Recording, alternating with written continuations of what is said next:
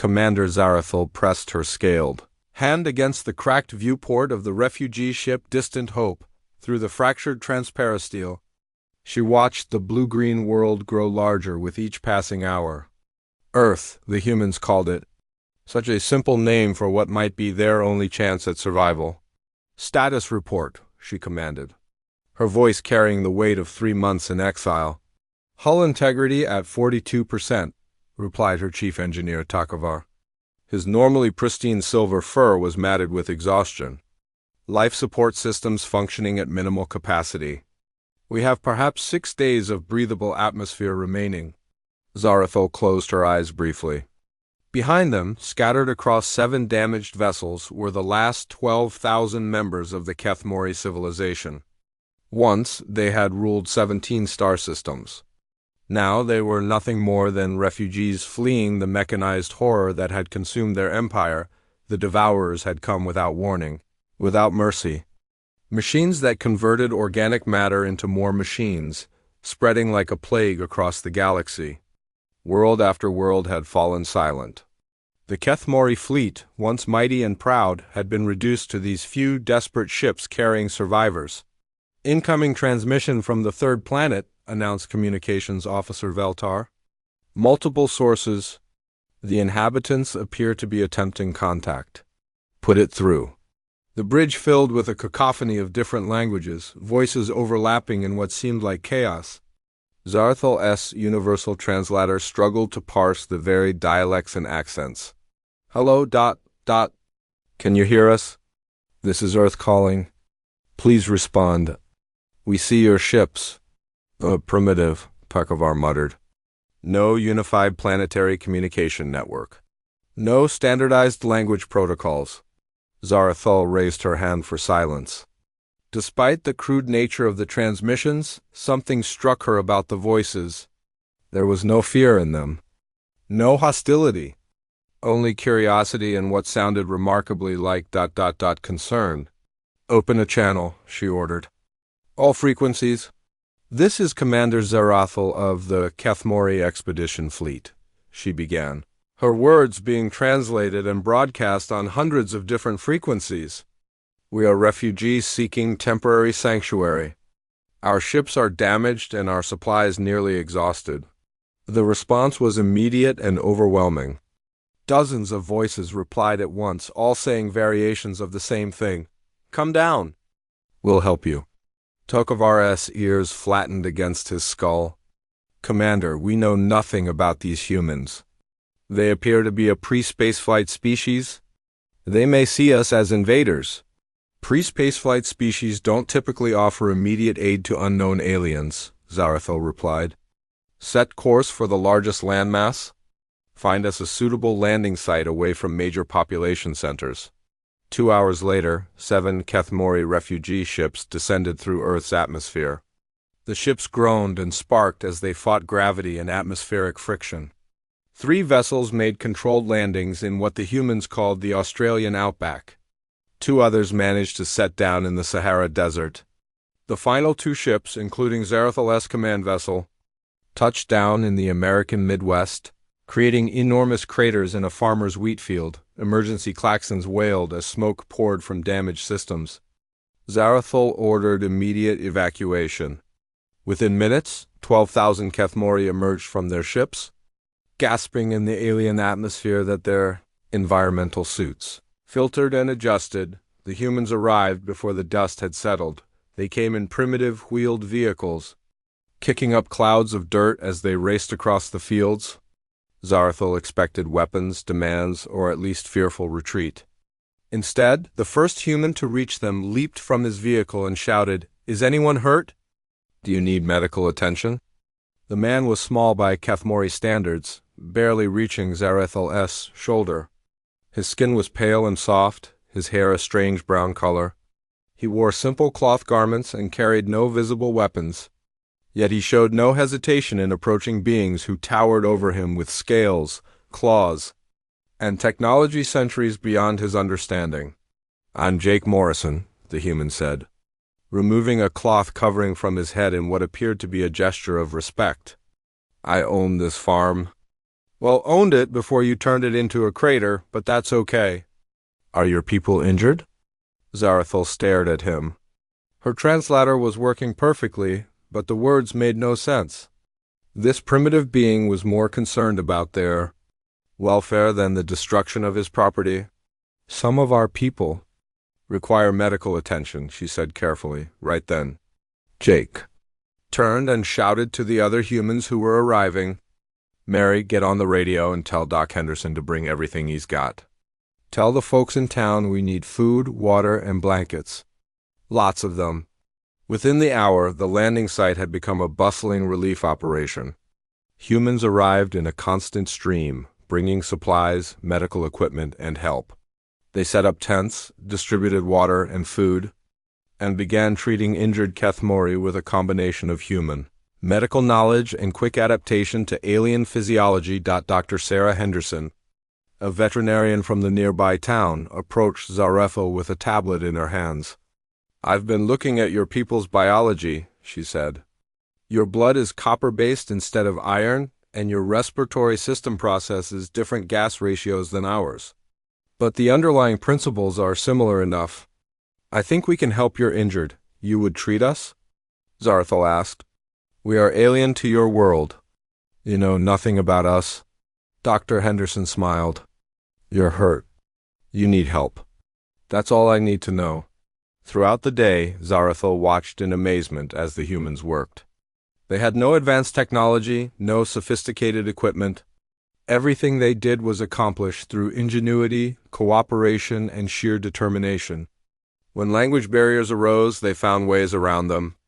When their equipment proved inadequate for Kethmori physiology, they adapted it. Jake Morrison returned as the sun was setting, carrying a plate of steaming food. Figured you might be hungry, he said, offering it to Zarethel. It's beef stew.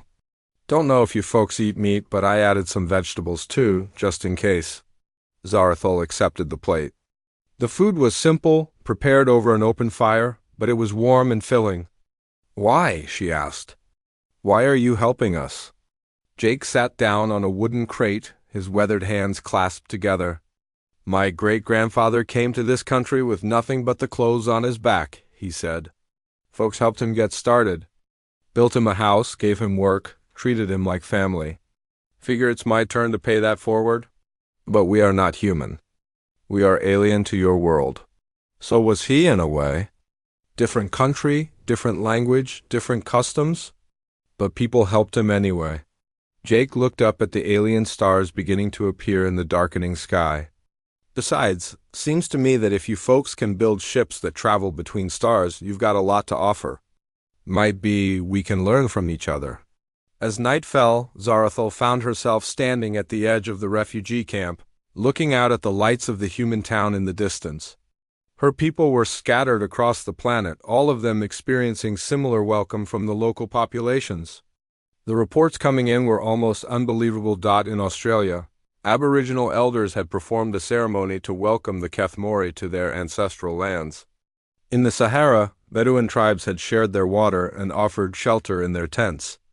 Everywhere her people had landed, humans had responded not with fear or hostility, but with compassion and aid. Takavar approached, his medical scanner in his hands. Commander, I've been analyzing the humans' biochemistry. They're remarkable. How so?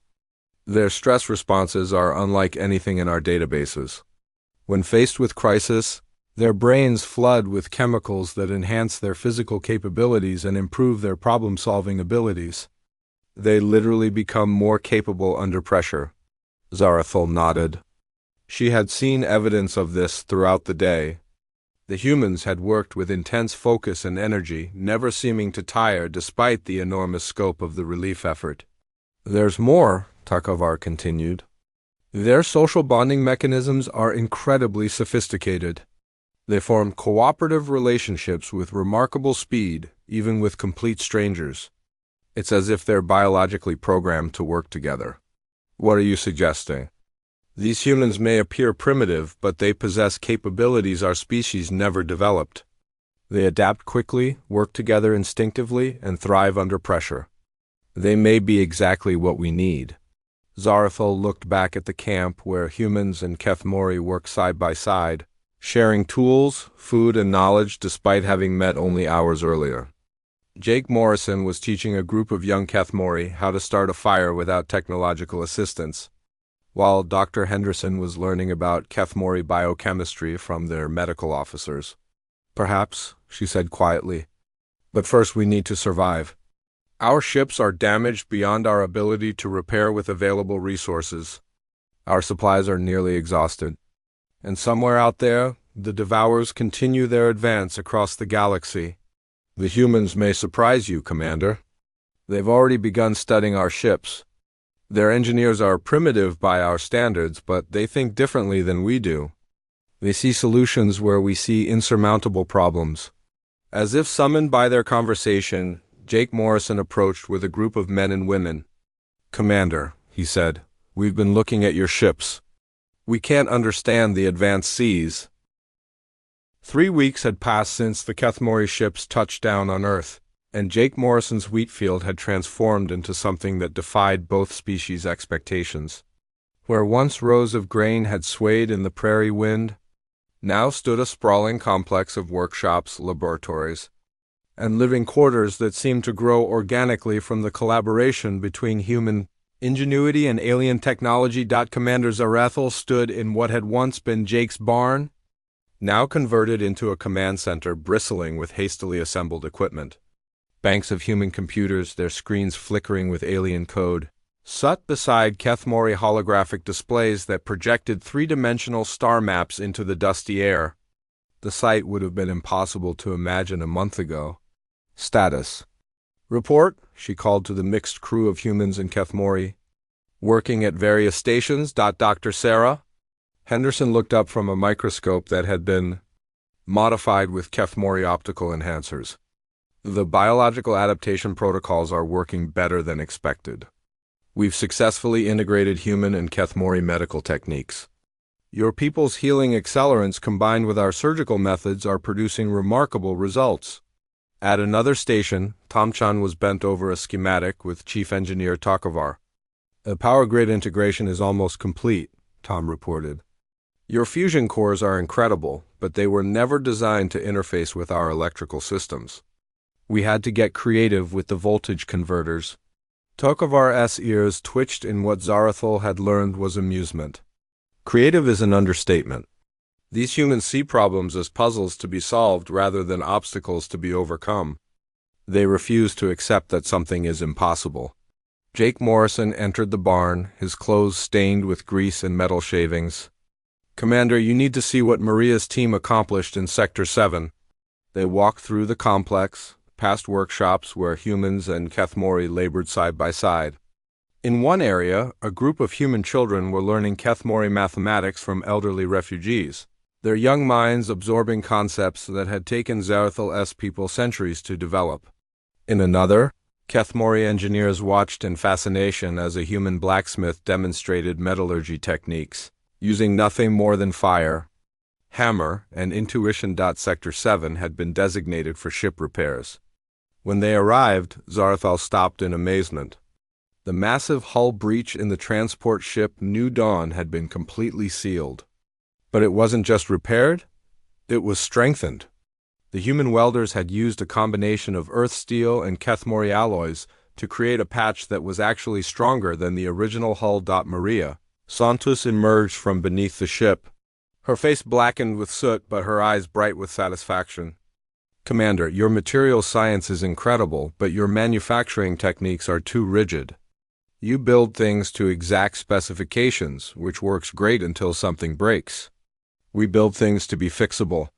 "Elaborate," Zarathil requested. "Your ships are masterpieces of engineering, but they're designed assuming you'll always have proper facilities for repairs. Our stuff breaks down all the time, so we design it to be fixed with whatever's available." Maria gestured to the hull patch. "We took your alloys and used our welding techniques to create something that can be repaired in the field with basic tools." Took ran his scanner over the repair. "The structural integrity is actually superior to our original design. How did you achieve this without computer modeling?" "Experience," said Bill Kowalski, wiping his hands on a rag. 40 years of fixing things that weren't supposed to break? You learn to see stress patterns, to understand how materials behave under different conditions. Their knowledge is intuitive, Takavar whispered to Zarethel.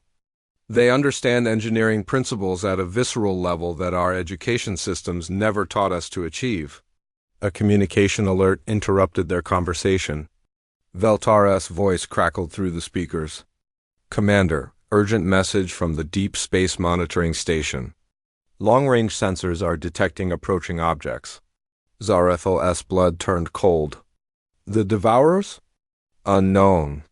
The signature is consistent with Devourer scouts, but they're still 6 days out at their current velocity. If it is them, we have time to prepare. The humans exchanged glances. Jake Morrison stepped forward. Commander, what exactly are we dealing with here? You've mentioned these Devourers, but we need details if we're going to help. Zarethel activated a holographic projector, displaying images from the Kethmori archives. The barn filled with scenes of destruction, planets stripped bare of all organic matter, cities consumed and converted into massive manufacturing facilities, fleets of geometric ships that moved like mechanical predators through space. The Devourers are self-replicating machines, she explained. They consume organic matter to fuel their reproduction. A single Devourer can multiply into thousands within days if given sufficient resources. They've consumed 17 star systems in the past 2 years. How do you fight them? Asked Tom Chun. You don't, Takavar replied grimly. We tried everything. Conventional weapons are useless against their adaptive armor. Energy weapons are absorbed and used to power their systems. They learn from every encounter, becoming more efficient with each battle. That's why you're refugees, Dr. Henderson said quietly. Our entire fleet couldn't stop them.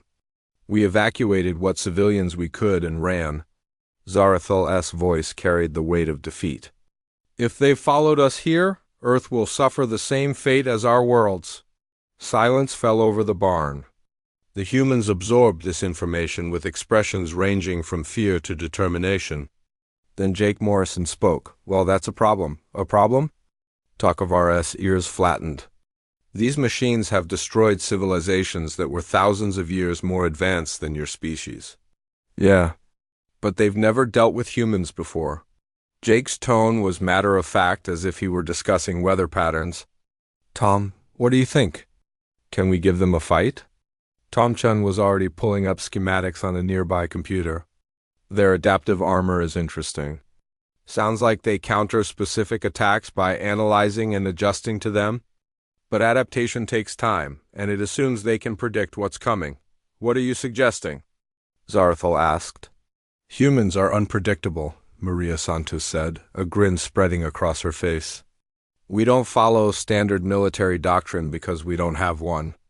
We improvise, adapt, overcome. Your weapons technology is primitive compared to theirs, Takavar protested. Maybe, Bill Kowalski said, but we've got something they don't. Which is? Spite. Dr. Henderson laughed despite the gravity of the situation. He's not wrong. Humans have a peculiar relationship with impossible odds. We tend to take them personally. Furthermore, Tom added, pulling up more data, their advantage comes from predictability. They encounter a civilization, learn its capabilities, and adapt accordingly. But human military history is built around doing the unexpected. Jake nodded. Every major human victory has come from someone doing something the enemy thought was impossible, impractical, or insane. What are you proposing? Zarethel asked, sensing a shift in the room's atmosphere. We prepare a welcome for them, Maria said, but not the kind they're expecting. Over the next 4 days, the refugee camp transformed once again.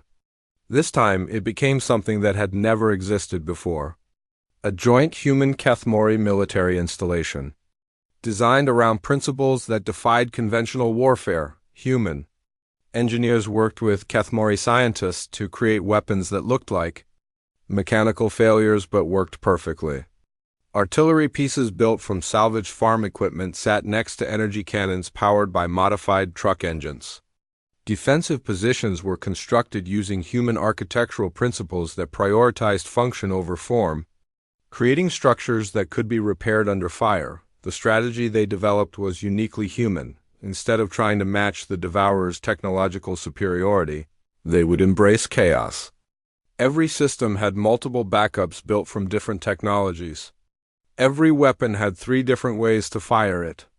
Every defensive position could be abandoned and rebuilt elsewhere within hours. They adapt to consistent patterns, explained General Patricia Davis, who had arrived with a contingent of Earth's military forces. So we won't give them any. Every encounter will be different. Every weapon will work differently. Every tactic will be something they've never seen. Zarathul watched human soldiers training alongside her warriors, learning to fight in ways that made no tactical sense according to Kethmori military doctrine. They taught her people to think like mechanics instead of soldiers, to see the battlefield as a workshop where problems needed creative solutions rather than predetermined responses. Your species approaches warfare like engineering, observed Colonel James Mitchell, studying Kethmori tactical manuals. Precise, calculated, optimized. It works great against rational opponents. And the Devourers are not rational? They're logical, but logic has rules. Humans ... Mitchell grinned. We specialize in breaking rules. On the 5th day, long-range sensors confirmed what everyone feared. 15 Devourer ships had entered the outer edge of the solar system, their mechanical forms already beginning the process of converting asteroid materials into additional units. They're following standard protocol, Takavar reported. Scouting the system, analyzing defenses, preparing for SIST. The Devourers arrived at dawn, their geometric ships descending through Earth's atmosphere like mechanical angels of death. Commander Zarathul watched from the command bunker as 15 vessels, each the size of a city block, took positions in the sky above major population centers around the globe. Their hulls gleamed with an oily iridescence that seemed to absorb and redirect light in patterns that hurt to look at directly. They're scanning, reported Takavar from his sensor station. Standard Devourer protocol. They're cataloging organic matter, analyzing defensive capabilities, and calculating optimal consumption patterns. How long before they begin their attack? Asked General Davis. Based on previous encounters, they'll spend approximately 2 hours gathering data, then begin systematic consumption of the most defensible positions first. Jake Morrison, now wearing a hastily assembled communication headset, looked up from a bank of monitors showing feeds from around the world. Cities are evacuating according to plan. Everyone's moving to the designated rally points. The plan they had developed was unlike anything in military history. Instead of trying to prevent the Devourers from landing, they had prepared what could only be described as a global game of hide-and-seek. Every major city on Earth had been rigged with decoy signals and false readings designed to confuse the mechanical invaders' scanning systems. First wave incoming, announced Colonel Mitchell. ONITORING radar feeds. They're targeting Washington, D.C., Beijing, London, and... Wait, he paused, checking his readings. That's odd. They're also targeting Smallville, Kansas. Smallville? Dr. Henderson looked puzzled. That's a town of 800 people. Why would they consider it a priority target? Maria Santos grinned from her position at the makeshift weapons console. Because we told them it was. Remember those fake power signatures we've been broadcasting? We made every small town in America look like it was hiding something important. The beauty of the plan was its simplicity. Humans had spent the past week creating thousands of false targets using nothing more than modified RADIO equipment and creative electrical work. To the Devourer sensors, Earth appeared to be bristling with hidden military installations, secret research facilities, and underground bunkers that simply didn't exist. Devourer units are beginning descent, Valtar reported. Commander, they're spreading their forces much thinner than normal doctrine would suggest. How many targets are they investigating? Over 3,000 locations across the planet. This is unprecedented. They typically concentrate their forces for maximum efficiency. Zarathil allowed herself a small smile. They're trying to be thorough. They don't want to miss anything important? Which means they've already made their first mistake, Jake added. Never underestimate humans' ability to make something from nothing. The first Devourer scout ships touched down in what appeared to be a strategic installation outside Denver, Colorado. In reality, it was a carefully constructed facade built around an abandoned shopping mall. The humans had worked for days installing fake equipment, dummy computer systems, and enough electronic signatures to convince any scanner that this was a critical military facility. Devourers are inside the Denver facility, reported Tom Chun, monitoring the feeds from hidden cameras. They're actually trying to interface with our dummy systems. On the screens, mechanical forms moved through the fake facility with systematic precision. The Devourers were man-sized units that moved like spiders, their multiple limbs equipped with various scanning and manipulation tools. They approached each piece of equipment, extended probe-like appendages, and attempted to extract information. Now, General Davis commanded. The Denver facility exploded in a chain reaction that had been carefully orchestrated to look like a desperate, self-destruct sequence.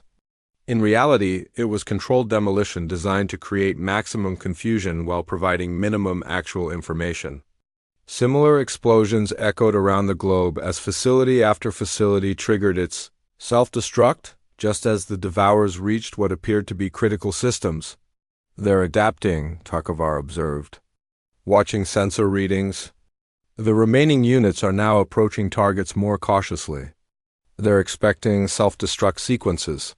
Good, Maria said, activating a different set of controls. That's when we spring Phase 2. The second phase was pure human psychology applied to mechanical enemies. At facilities around the world, the self-destruct sequences were replaced with surrender signals. Recorded messages in multiple languages announced that humanity was laying down arms and requesting mercy. The Devourers, programmed to minimize resource waste, began attempting to capture facilities, intact rather than simply destroying them. That's when the real traps activated. In a facility outside Tokyo, Devourer units found themselves in a maze that constantly reconfigured itself using simple mechanical principles. Hydraulic walls moved on preset timers, creating pathways that led nowhere and forcing the machines to backtrack repeatedly. The facility itself was worthless, but it tied up valuable Devourer resources. In London, a fake research center was rigged with magnetic field generators that interfered with the invaders' sensors. The Devourers found themselves essentially blind, forced to navigate by touch through a building filled with false walls and hidden barriers. Psychological warfare against machines, Dr. Henderson observed. Who would have thought that was possible? Humans, Zarathil replied. You weaponize confusion itself? But the Devourers were learning. After 6 hours of fruitless investigation, they began to adapt their approach. The larger ships descended to ground level and began systematic destruction of everything in sight, abandoning their search for strategic targets in favor of simple consumption. Time for Phase 3, General Davis announced. This was where Kethmori technology became crucial. Hidden beneath the false facilities and decoy installations, the real defensive network powered up. Weapons that appeared to be constructed from scrap metal revealed themselves to be precisely engineered systems that combined human ingenuity with alien energy sources. A Devourer destroyer, preparing to consume a residential area in suburban Dallas, suddenly found itself under attack from what appeared to be a collection of modified farming equipment. Tractors equipped with Kethmori energy projectors opened fire, their attacks coordinated by teenagers operating video game controllers connected to targeting systems. Direct hit, reported Billy Morrison. Jake's 16-year-old nephew, his fingers dancing across a controller with practiced ease. Target's shields are fluctuating. Switch to Protocol 7, instructed Sergeant Martinez, a veteran of 3 military conflicts who was now coordinating artillery fire using equipment that looked like it belonged in a junkyard. The Devourers attempted to adapt their shielding to the energy weapons, just as they had countless times before. But as soon as their shields reconfigured, the human forces switched to kinetic projectiles. When the machines adapted to kinetic attacks, the humans switched to electromagnetic pulse weapons. When they adapted to that, the humans went back to energy weapons with completely different frequencies. They can't predict our next move because we don't know what it's going to be either, explained Tom-chan. Coordinating weapon systems from a command post built inside a repurposed fast food restaurant. We're making it up as we go along. The global battle continued for 18 hours, with Devourer forces becoming increasingly frustrated by their inability to establish tactical patterns. Every time they adapted to one type of attack, their enemies switched to something completely different. Every time they located what appeared to be a command center, it turned out to be teenagers playing video games or grandmothers operating ham radios, but the turning point came when the Devourers made their own critical mistake, frustrated by their inability to locate Earth's central command structure. They began targeting what their sensors identified as communication hubs. In their mechanical logic, disrupting human communication would force the defenders to reveal their real coordination systems. They started jamming radio frequencies across the globe. "Sir," reported Lieutenant Sarah, "Kim from a monitoring station? We're losing radio contact with units worldwide." "Perfect," General Davis replied. "Signal all units to switch to secondary communication protocols." "What secondary protocols?" asked Zara. Single quotes. Jake Morrison held up an old-fashioned air horn. "Low-tech solutions for high-tech problems?" Within minutes, a symphony of sound erupted across the planet.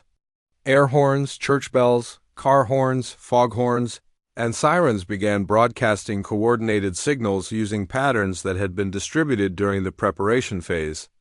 The Devourers, expecting sophisticated electronic communications, had never considered that humans might coordinate military operations using sound patterns that predated radio by thousands of years. The acoustic communication network allowed human forces to coordinate their most ambitious gambit yet. Using Kethmori shield generators powered by human electrical grids, they created a global energy web that appeared to be a planetary defense system. The Devourers, recognizing a threat to their mission, concentrated their forces to attack the shield generators.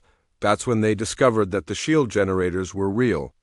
But they weren't designed to keep the Devourers out. They were designed to keep them in.